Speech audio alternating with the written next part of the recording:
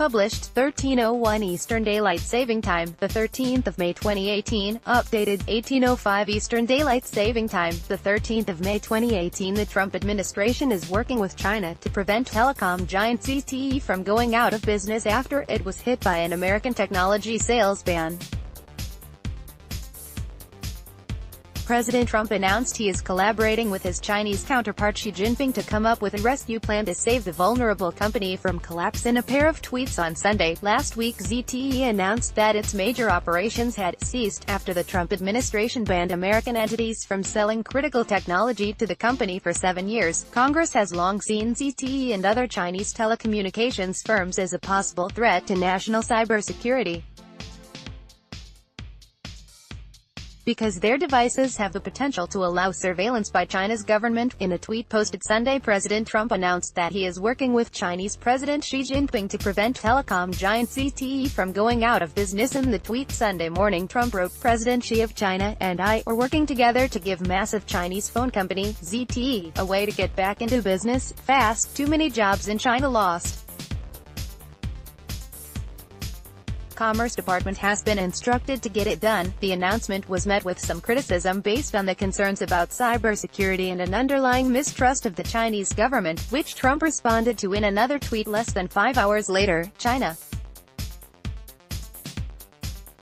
and the United States are working well together on trade, but past negotiations have been so one-sided in favor of China for so many years that it is hard for them to make a deal that benefits both countries. But be cool, it will all work out, he wrote in the second tweet. Less than 5 hours after the first tweet announcing the collaboration, Trump assured his followers that any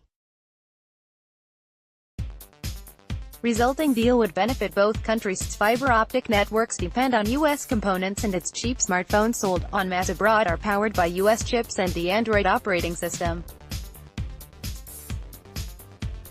Without access to such technology, the company has been forced to partially shut down. Major operating activities of the company have ceased, ZTE said in a filing Wednesday.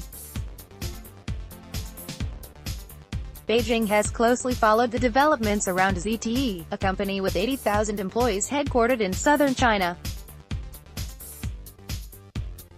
The ban on U.S. sales to the firm arose from its skirting of U.S. export controls by selling to banned countries like North Korea and Iran, with employees documenting how to evade American oversight.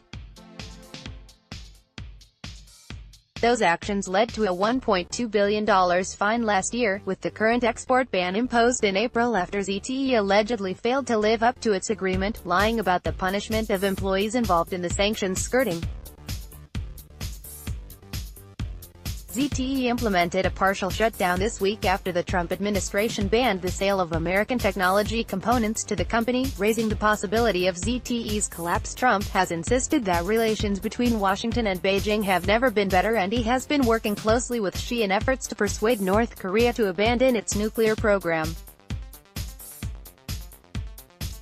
But there have been tensions on other issues, with both countries threatening each other with trade tariffs.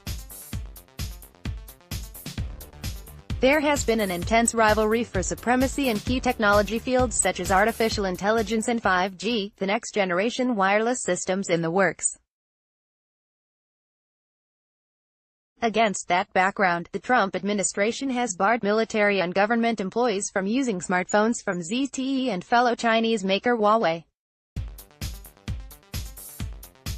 Trump also earlier this year blocked a deal that would have allowed a Singapore-based firm to acquire U.S. chip maker Qualcomm, claiming it would enable Huawei to set the pace the global rollout of 5G technology.